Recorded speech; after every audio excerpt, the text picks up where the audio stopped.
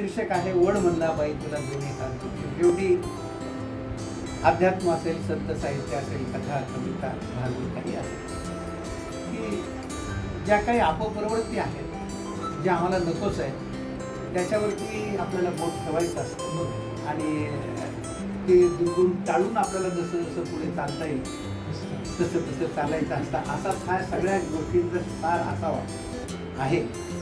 तर त्या वडामधला आणि त्या बाईमधला ही संवाद कविता म्हणजे बाकी असे साहित्यिक अंगाने फार काही असं आहे ना, ते आम्हाला समजेल. कवितेचा शीर्षक आहे वड म्हणला बाई तुला दोन्ही हात जोडले. एक बाई लगबगीनं पूजेसाठी आली, एक बाई लगबगीनं पूजेसाठी आली. भक्तिभावाने वडाला चक्रा मारू लागली, भक्तिभावाने वडाला चक्रा मारू लागली. वड देवा पूजा, वड देवा पूजा पदरात घे. जन्मोजन्मी पुन्हा मला हाच पती दे, जन्मोजन्मी पुन्हा मला हाच पती दे. आश्चर्याने वडाने विचारलं हाच नवरा पाहिजे, आश्चर्याने वडाने विचारलं हाच नवरा पाहिजे. काही म्हण बाई तुला खरंच मानलं पाहिजे, काही म्हण बाई तुला खरंच मानलं पाहिजे. त्याच्यावरती बाई म्हणाली काय करणार वड दादा, खूप विचार केला, काय करणार वड दादा, खूप विचार केला. हाच नवरा राहू दे म्हणून आतून आवाज आला, हाच नवरा राहू दे म्हणून आतून आवाज आला.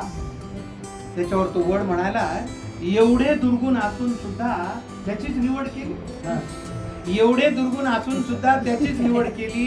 म्हणून माय मला तुझी खूप दया आली, म्हणून माय मला तुझी खूपच दया आली. त्याच्यावरती बाई म्हणाली वड देवा तसं काहीच नाही, वड देवा तसं काहीच नाही. असं नाही की आमचं बिलकुलच पटत नाही, असं नाही की आमचं बिलकुलच पटत नाही. दुसरा नवरा मागायचा मी विचार, त्या बिचारीनं प्रामाणिकपणे सांगितलं दुसरं काय करणार. आता वाट्याला एकदम असा गलत पेर बसला, दुसरा नवरा मागायचा मी विचार केला, पण कल्पनेनंच माझा जीव कासावीस, पण कल्पनेनंच माझा जीव कासावीस झाला. जास्तच बिलिंदर निघाल्यावर मग काय करायचं, जास्तच बिलिंदर निघाल्यावर मग काय करायचं. म्हणून म्हणलं याच्यासाठीच वडाभोवती फिरायचं, म्हणून म्हणलं याच्यासाठीच वडाभोवती फिरायचं. तुम्हाला तर माहिती आहे देवा मी काही कमी नाही, तुम्हाला तर माहिती आहे देवा मी काही कमी नाही. बिचाऱ्याच्या डोक्याला केस सुद्धा ठेवला नाही, बिचाऱ्याच्या डोक्याला केस सुद्धा ठेवला नाही.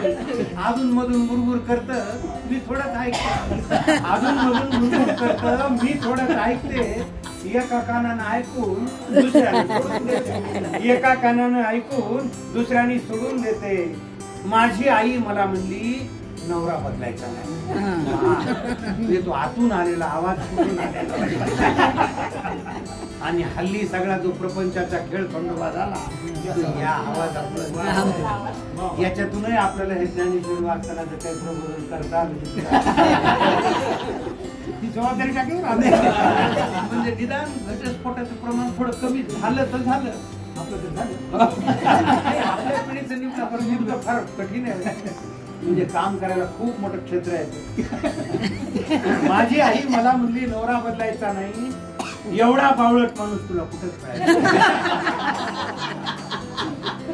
एवढा बावळट माणूस तुला कुठंच मिळायचा नाही. तुम्हीच सांगा वड दादा आईचं मन मोडू का, तुम्हीच सांगा वड दादा आईचं मन मोडू का. नशिबाने मिळालेलं चांगलं माणूस सोडू का, नशिबाने मिळालेलं चांगलं माणूस सोडू का.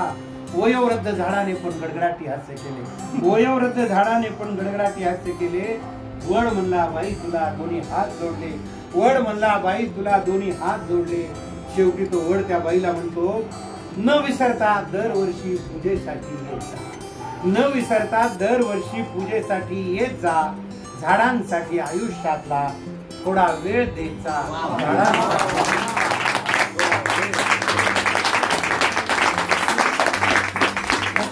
हे वैशिष्ट्य आहे की ते अशा पॉईंटला आणून सोडतात की आपल्या डोळ्यात पचकन पाहतात.